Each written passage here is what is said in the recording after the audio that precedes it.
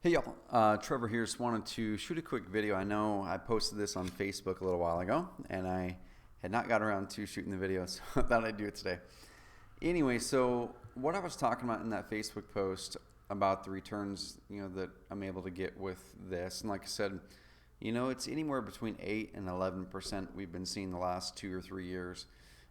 It's not a crazy high amount, but what we do with this part of my portfolio is this is kind of the money that was just some of the money that was sitting there anyway, and I just hated seeing it earning almost nothing in the bank account. So this definitely isn't money that this isn't the section of your portfolio that you're looking for high growth. This isn't the section of your portfolio that you're looking for liquidity. It's not the section of your portfolio that you're looking for completely 100% like no risk.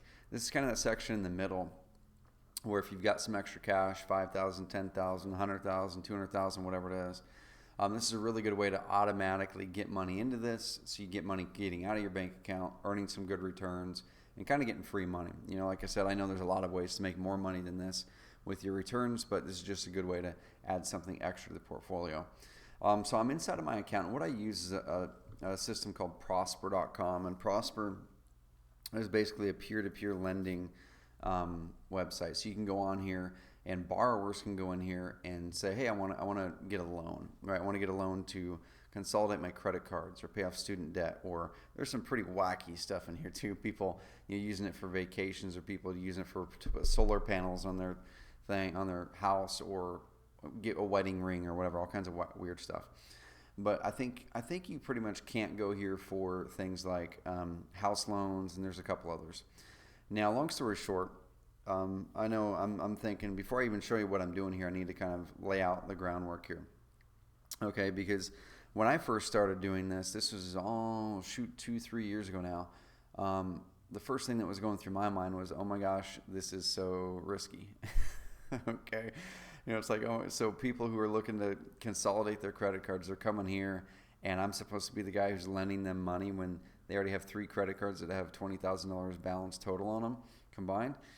And so I started to look into it more. And one of the cool things that Prosper does is they open up their data set. So you can actually access their data, historical data going all the way back to the start of Prosper, which goes back pretty far. It goes back, I think, until 2005 or 4 or something like that. And it's before the downturn, right? It's before the recession. So I opened up the data set, and I started to look at everything for a couple of weeks at what happened during the downturn. Like, look at the worst part during the downturn and the best part during good economies, and see what segments of borrowers, what locations, what their criteria, what their profile was. Kind of really diving into the data and trying to find this algorithm, this match of values that made it so even during the worst part of the downturn, it still got a really good solid return. And during the worst part of the downturn, using these criteria that I used, it still yielded about a 5% return. Okay, so it's 4.5 to 5% return. So now, is that a good return? No, it's not a good return. But if you're looking at things as far as decently predictable, this isn't something that's going to have big swings like the stock market, this massive swing up or down like the stock market or residential real estate. This is just something that's pretty darn consistent when you do it the way that I'm doing, and it's once again part of that portfolio. And when you do it the way that I show you, it's very, very, very low risk. I look at it honestly as almost no risk. There's of course risk in here, but I look at it as extremely low risk the way that I've done it. And I've done it in a way, once again, that even during the worst part of the downturn, when everyone was going bankrupt and everyone was going through foreclosures, it still yielded a 4.5 to 5.5% return. Okay. At the best part, this is about 2 or 3 years ago, I was yielding over an 11% return very consistently. And now you can see right there, it's about 8. And I predict it'll probably even go down a tad more to 7.5 maybe, unless I reallocate some of my things in here. But the reason for that is the last year and a half, the lending environment has gotten a lot more aggressive. There's a lot more options for borrowers to get money. Interest rates have softened. So basically, it's not that I'm having more defaults at all. It's that just the interest rate environment has softened. Okay, so as that happens, your returns are going to change. But I'm going to show you guys what I do. So the first thing in here is I would suggest everyone starting with a little hunk of money. Whatever that number is. If you have $5,000, put in $5,000. If you have $500, put in $500. I would suggest that putting in anything less than 500 is probably honestly not worth it. Okay, if you don't have, if you don't want to put in 500 bucks, I'd say go find something else to do. All right. But I started with $5,000 when I started. And I said, yeah, I'm going to give this a year, and let me just keep it rolling in here, and let me really study it and learn it, and then if I feel comfortable with it, I'll put in more money, and then I'll start just automatically having money come out of my bank account and go in here. And so for that year, like I said, I got about 11% return, and it just didn't make sense to have any more of that money in my bank accounts earning nothing. So I put in about 10 grand after that year extra into the account, and then I just turned it on to where there's $200 a week going out of this checking account that I have, or a savings account that goes into here now. And then there's something in here called auto invest, where you set up these criteria, and the criteria basically say, hey, here's, if any loans pop up that are in this criteria, find them, and then according to my auto invest, put that much money in that loan and invest it automatically. So now I literally spend no time on this, and $800 a month goes in here, and then it pretty much immediately goes back out. You can see here I only have $62 in available cash. There's $390 pending into loans, and every single day I have loans that are being placed and things like that. So it's all automated, but like I said, my aim with this is this part of my portfolio is a very small fraction of the overall portfolio, but it's just a safe, kind of consistent return. I don't need the cash. It's not liquid cash, things like that. All right. So the first thing, and they actually adjusted a lot of stuff in the account, so a lot of it's new to me. But the first thing I want to do is I'm just click here and show you the portfolio. And like I said, I'm just going to be transparent here. It's going to click here to show the portfolio if my internet will work. Come on. Anyway, there's a little bit of a delay. So let me go down here to auto invest. So it's going down here to my auto invest, and what you can see here, so I'm just looking at the date. So today is September 1st, so you can see how I've placed 3 loans today, and that's all automatically. You can see the 31st I placed 1, 2, 3, 4, 5. The 30th, 4 or 5. So you can see pretty much every day I'm placing between 3 and 5, 3 and 6 loans. And you can also see the amount that I am placing is a very, very small amount, right? So you can see here, I only put 30 bucks in this $16,000 loan. I only put $30 in this $15,000 loan. Okay, I only put $27 in this $15,000 loan. And so the way that my auto invest criteria are set up is I'm really, really diversified. So rather than going in on a $20,000 loan and putting $1,000 in, I only put 25 or 30 bucks in. Okay, I just don't put very much money in those at all. So that diversification is really important with this strategy, because once again, we want to have our money placed across as many loans as we possibly can, so we're really diversified and we spread that risk. Okay. The second thing is, when I go in here to my auto invest criteria, the auto invest criteria are also ruling out the majority that I could find anyway in the data set, the majority of the things that seemed more risky. So now once again, I can't say that this is not risky. I feel it's very low risk the way it's set up, but there is inherent risk in there, right? So I'm just going to go in here, so into my auto invest criteria. Okay, and you can see here they kind of guide you on some stuff. They kind of tell you what you have going on here. They kind of tell you where your returns are. They kind of tell you where other people, the returns that other people are seeing. And the way that they grade your borrowers, they actually do take the borrowers through a real underwriting process. They get their credit report. They verify their income. They do all kinds of stuff. Okay, so there is full underwriting on these loans. And then they put a grade on each borrower. AA is, of course, the best. A, B, C, D, all the way down to HR, which is high risk. And the further toward the risk scale you go, the higher your potential rate of return is. But also, it's the higher the interest rate is, but of course, the higher the default rate is as well. Okay, so I've kind of placed mine in A, B, C. I haven't really touched D yet. But one of the things I'm having problems with now is because the interest rates are going so low, and I've got my portfolio so weighted toward A, that's what's getting my rate of return lower. So I'm stacking more in B and I'm stacking more in C now. I don't have any in AA because the rates of return there are so low. So yeah, your borrowers are really good, but according to the data, The default rate difference between A's and double A's is hardly different at all, but the interest rate that you're going to be getting from double A's versus A's is quite a bit different. It's like 1 or 2%. Okay, so completely doesn't make sense to put any money into double A's with the risk versus reward. Okay, so and like I said, one of the things I would jot down is put in $20 or $10. If you're going to start with $500, I would maybe start with $10 to $15 per loan. Okay, if you're going to start with $5,000, I would start with $20 to $50 per loan. Okay, and there's plenty of loans out there to go through and do this. Okay, so let me find. Like I said, they completely changed this system lately. So let me find my auto invests. I'm gonna hit pause here. And I'm gonna find my auto invests. Okay, so I went ahead and went back to the old view here, just so I could see it the way that I'm used to seeing it.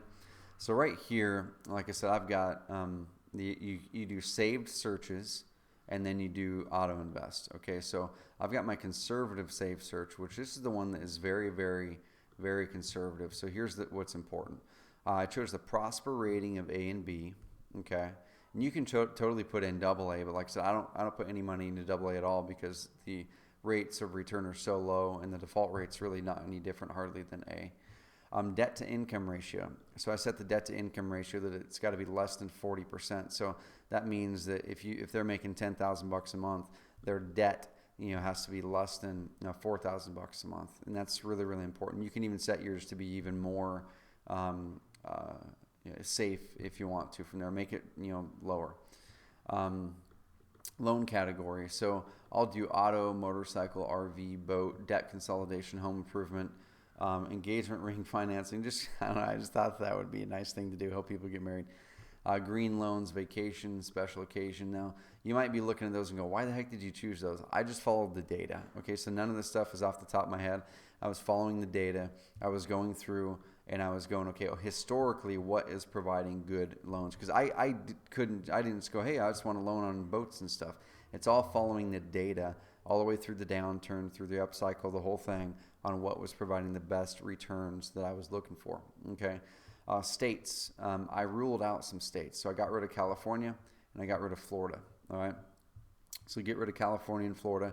I got rid of those because they had the highest default rate out of any states, and it was a default rate by far.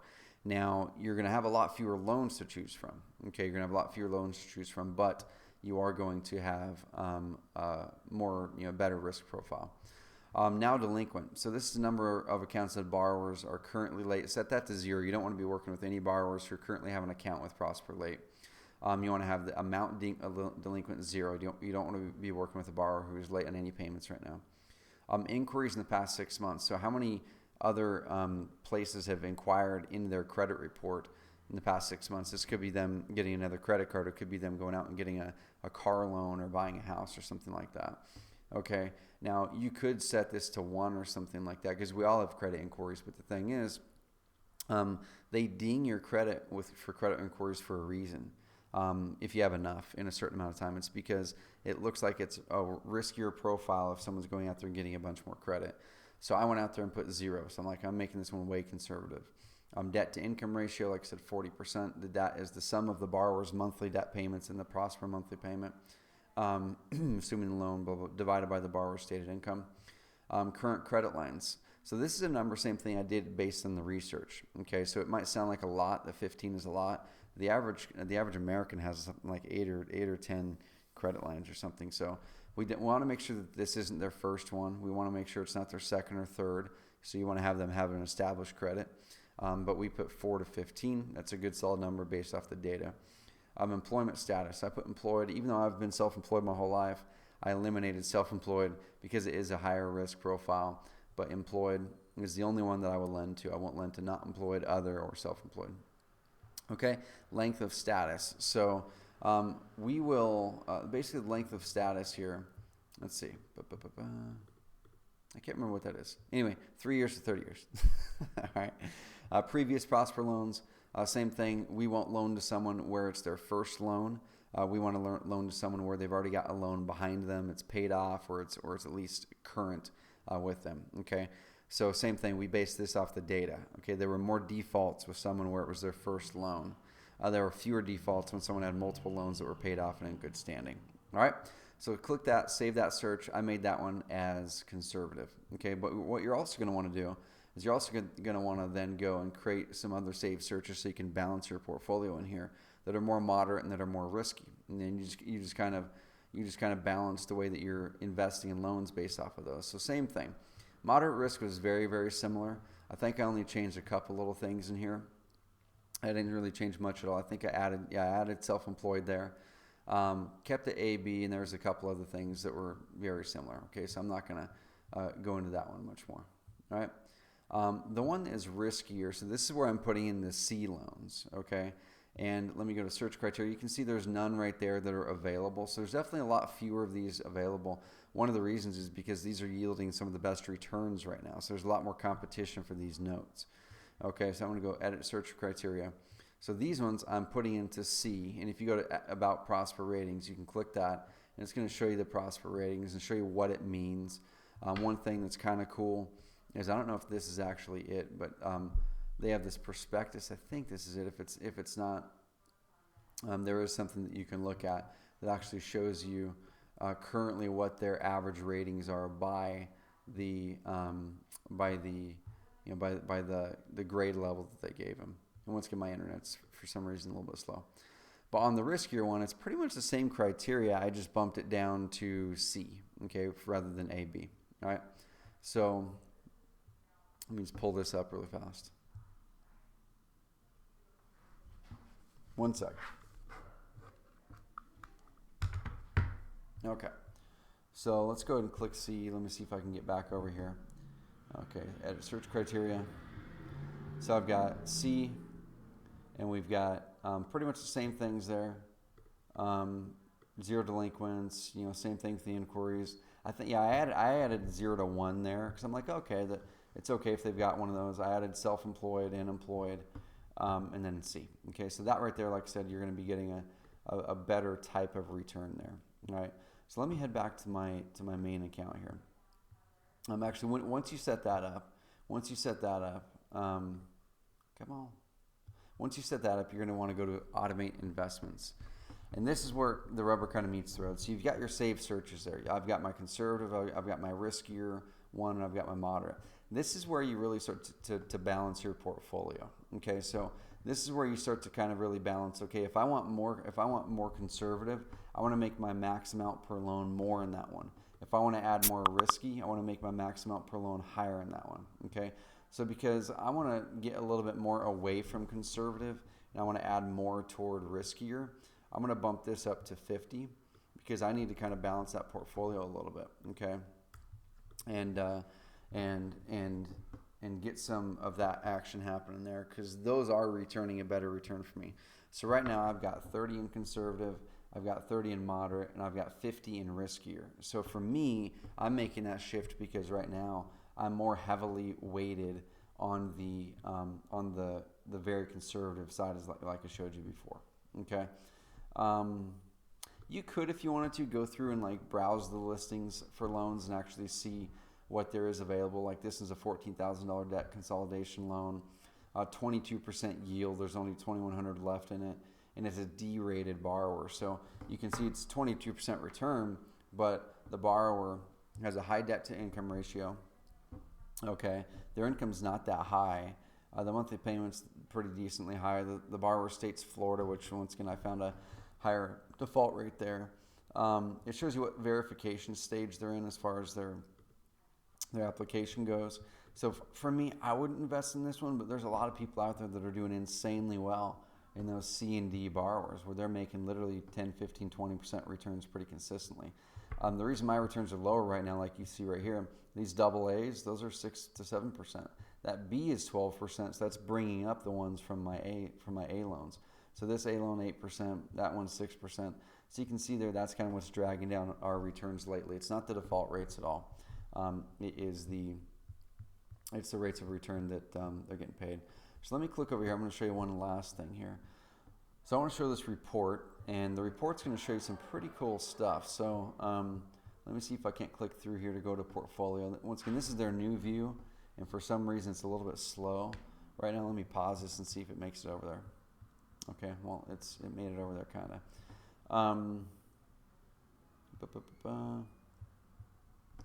Yeah, their new view isn't showing all the stuff that their old one did. I really like the way that the old one showed. So let me go back to Classic, and I want to see if I can't see this. Okay, right here. So I'm going to click View Details. So this is pretty cool here. So you can see the vast majority of this portfolio is in A. You've got a little sliver of AA there, not much at all. You know, $4.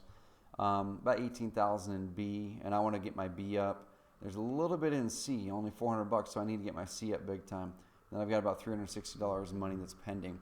But this right here kind of shows you why we're getting the returns we're getting and why I just shifted more into C. Okay, so on average right now at this point in time, we're averaging 8.2%. The AA's are returning hardly anything right now because the rate of return is so low. My A's, pretty respectable, but still pretty low. B's, that's where we're getting up over 9%, but my C's, which I need more of, okay, I only have $400 in C's, it's 11%. So I want to take this allocation, and for me, I want to get it towards probably out to here. You know, get it in the $7,000, $8,000, $9,000 range for me, and I think that'll bring it back up over 9%. But there's some pretty cool stuff you can do in here, guys and gals. Here's another thing down here, note summary. So it'll show you at any given time what your entire thing is. So far it's gained about $5,000, which isn't a lot, but like I said, it compounds because as soon as your payments come in, your borrowers are paying you back every single day. If you have this many notes, you can see I have 2,215 active notes right now. So I get payments every day coming in, and then those payments immediately go back out the door into other loans as soon as there's enough money in there. Okay. Let me show you this. So charge-off. So there are going to be people that don't pay you. There are going to be people who quit paying you, who stop paying their loan, and they get charged off. But the thing is, when you do it the way that we're doing it, and you keep your risk profile low, you invest a little bit of money into a lot of loans. Okay, and that's where it's important. You can't put in $500 and invest in 5 loans at $100 a piece and think this is going to work for you. The diversification and the sheer number of different loans is what makes it work. Okay.